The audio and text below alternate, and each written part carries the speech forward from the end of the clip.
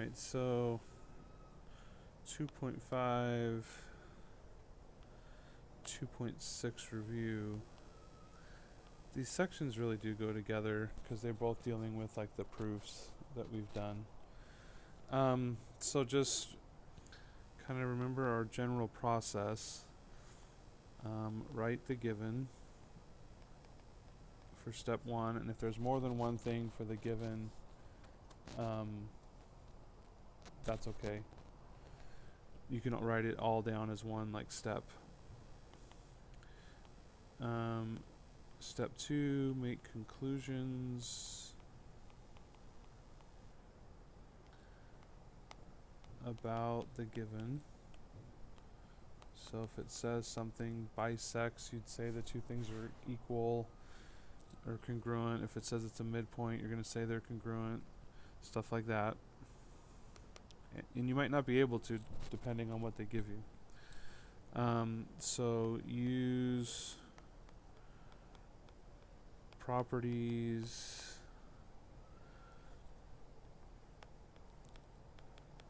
definitions, postulates. Okay, so you're going to have to look at the picture and use properties and definitions or postulates. And then you should have the prove part at the very end. Okay, so let's look at one.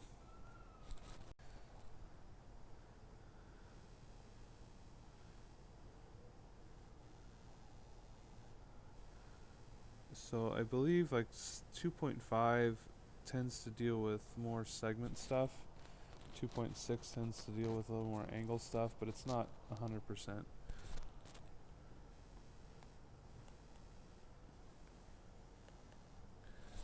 So I think I've done this one before, but it's still good to look at. Given that AB is congruent to CD, prove AC is congruent to BD. So I've been told that the little ones, AB and CD, are congruent, and I want to kind of combine that middle part in there. So step 1, AB is congruent to CD, given. And when you're told that something is congruent in the given, there really isn't a conclusion that you can make. It has to be bisect or midpoint or something like that in order to make a conclusion. So not all of them you'll have to do that. So I need to somehow get, in the end, I want AC and BD in the problem. So I got to use properties or definitions or postulates. So what I do notice is essentially if I have AB and I add BC to it, I have AC. And if I have CD and I add BC to it, I get BD, which is what I want in the problem. So if I do AB plus BC, that's going to equal AC. And if I want to do, let's do it this way, CD plus BC equals BD.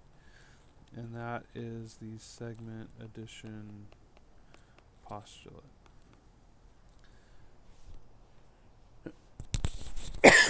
Excuse me. Okay, so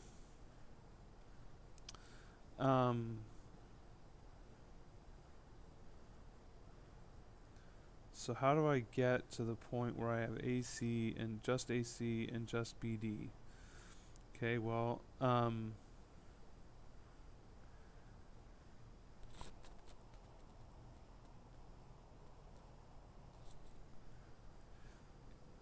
if I could make this AB and BC and CB and BC, if I could make those two things the same, then AC and BD would be the same.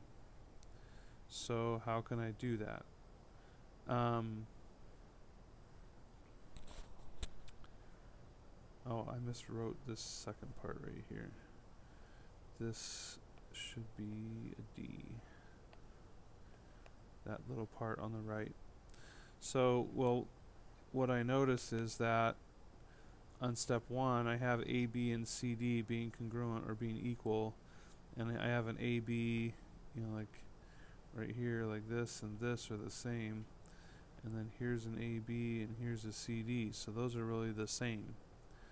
So I can substitute one for the other. So if I, instead of writing AB plus BC, I can write CD plus BC equals AC. Okay, so instead of AB, I wrote CD. And that is substitution.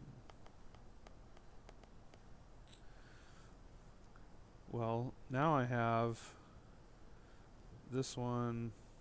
Let me put a box around it. I have CD plus BC and CD plus BC. So, therefore, BD must equal AC.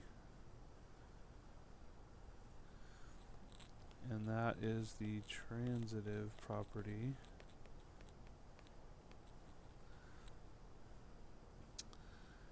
And then it's written backwards, but it really doesn't matter.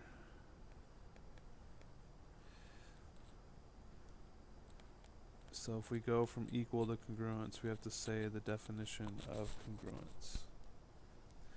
And so this is where I suppose, since the proof part says AC is congruent to BD, like maybe I should have written it, might have been cleaner if I wrote AC equals BD right here. That way you can do AC is congruent to BD and it matches like up there. Or you could say symmetric property and turn it around. But the red is probably a better idea. Okay, so, again, just it's trial and error on the proofs. There's not too many on the worksheets, problems for you to do. And on your test Friday, they'll all be fill in the blank, which I think are a lot easier than trying to come up with them from scratch. Like, a lot of the examples are. So if you can work your way through like some of these ones where you have to come up with them on your own, I think you're going to be just fine on the test. All right, so give it a shot. We'll talk about it some more tomorrow, and have a great rest of your day.